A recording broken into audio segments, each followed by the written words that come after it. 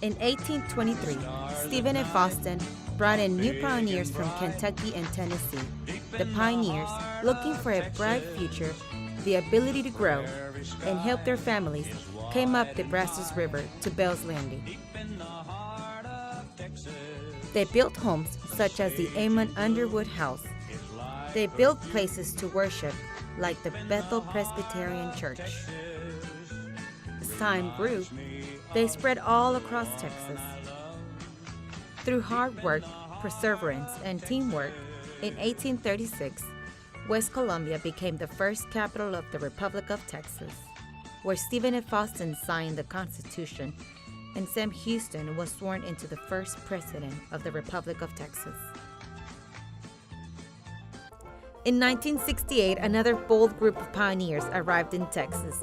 These men were from Edward Jones, like Dan Wilkin from Big Spring, Texas, Don Bolden in Greensville, Texas, Jim Davis in Paris, Texas, Jim Herod in Marshall, Texas, and Randy Price. Don Bolden became the first Texas regional leader, as by Ted Jones, a meeting they had at Holiday Inn. Just a afternoon meeting turned into an all-nighter where they ended up spending the night in Longview at a Holiday Inn, not the great facilities that we are used to in our regional meetings. And they ended up the next morning spending most of the day cheering each other on and giving each other sales tips on how to present different investments, because at that time there wasn't a whole lot. When Donald chose Greensville, Texas, he received a short 2-paragraph wire from Bill Lloyd saying, "Don, Greensville, Texas looks excellent. We will count on setting up a one-man office there right after the first of the year, and right after you've passed all your required exam. Not only does it look like a good town statistically, but from the pictures you sent, it looks like a very attractive town. I think you and your wife will be happy there. Bill Lloyd." Argument supposedly ever in the Edward Jones home office was when they wanted to open up the 5th office, and the people in Texas argued that Texas wasn't big enough for a 5th investment representative in Texas. Jack Filling. Jack Filling showed up to Ron Callen's office in Orange, Texas, to help open the office, and we all know Jack Filling's famous close. "If you have the money available today, I think this would be an excellent opportunity."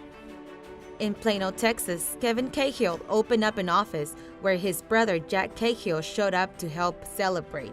And then in Waco, Texas, a city of only 110,000 people at the time, there was a real estate glitch where the 2 Edward Jones offices of John Ashby and Grover Beckman ended up across the street from each other, and they both thrived in the middle of Texas.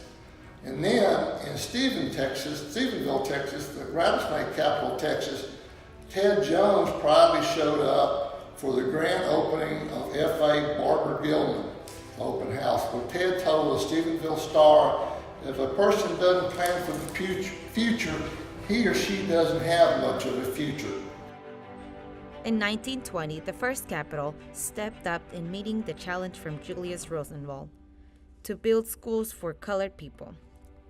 These schools were designed high off the ground with high ceilings to stay cool, big windows on the east side of the building for daylight, and high windows on the west side of the building for evening light.